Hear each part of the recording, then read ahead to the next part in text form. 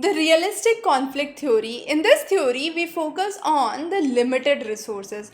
Now, when there is limited resource, there is always a conflict between two groups. So, let's understand this as first group and this is another group. When there is limited resources, each of them would want the resource and therefore a conflict would arise. Now this realistic conflict theory is also known as realistic group conflict theory and has been one of the very popular theories. Now under this theory, Sherif did the very interesting study. So social psychologist Muzaffar Sherif and Carolyn Sherif, both of them conducted an interesting experiment which was known as the robber cave experiment. Now this robber cave experiment conducted by Sherif was interestingly done at the robber caves state park.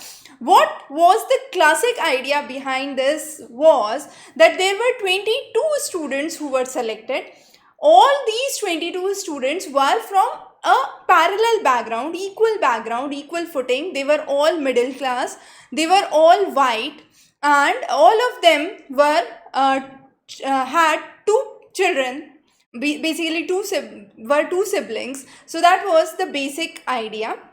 Now these 22 children who were selected, the 22 male children of the age group of 11 to 12 years who were selected were again interestingly belonging to the same level of the society. Not only that, they did not knew each other prior to the experiment.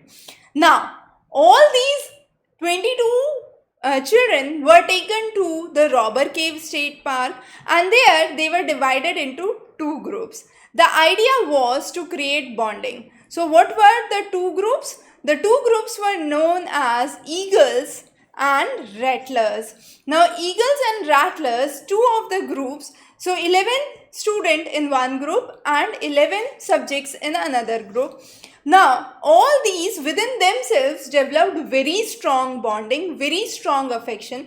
They used to go out for hiking, for swimming, enjoy the forest area, and there was a good bonding which started to develop. So, this was the first stage that Sherif explained under the robber cave experiment, which was the bonding state. Now, these two groups which were opposite to each other were introduced to one another and this was the stage of competition. Now what Sherif did was those who would win would get trophies, would get medal or would get knives, whatever the concept was, but those who would lose would get nothing. Now this created a conflict, a competition, and this competition made people much more hostile, much more discriminatory. So one group started to gain power over the other and similarly other group thought gaining power over the other. So if one group did perform nicely, they started to criticize or the other group who lost started to criticize. The things went so extreme that there were physical injuries which started. They would either burn their cabins or put up fire and the two groups became so hostile that they had to be separated physically. Now this was the stage of competition where a lot of conflict arose between the two stages. Now Sherif thought that this competition is despite the fact that all the students belong to good background, all the students belong to healthy families and they do not have any criminal background, still such hostile behavior cropped in. So the next thing that Sherif thought was to promote the experiment was to reduce this friction. Now what he thought, how could this friction be reduced? There are various ways to reduce the friction.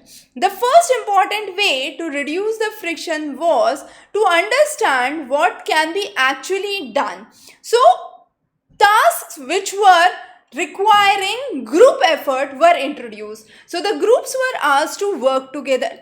Now when groups were asked to work together, let's say there was water crisis, so bringing water from the pump or the truck went off, so repairing the truck, all those kinds of jobs were established, and working together was a feeling that was imbibed among the students, among the two groups, the Eagles and the Rattlers, and this reduced the friction.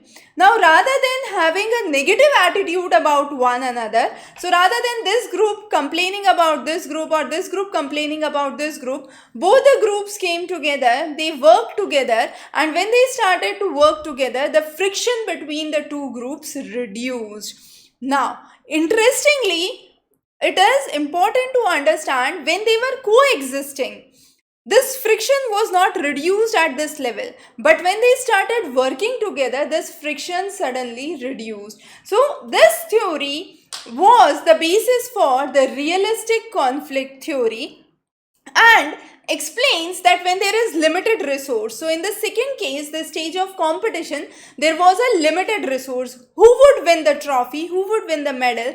Who would actually get the knives? So there was a competition. Now, when there is a limited resource, there is a competition, there is a conflict, and then originates the discriminatory behavior, the hostile behavior, despite the fact that all the 22 students belong to a normal family, they did not had any history of the criminal families.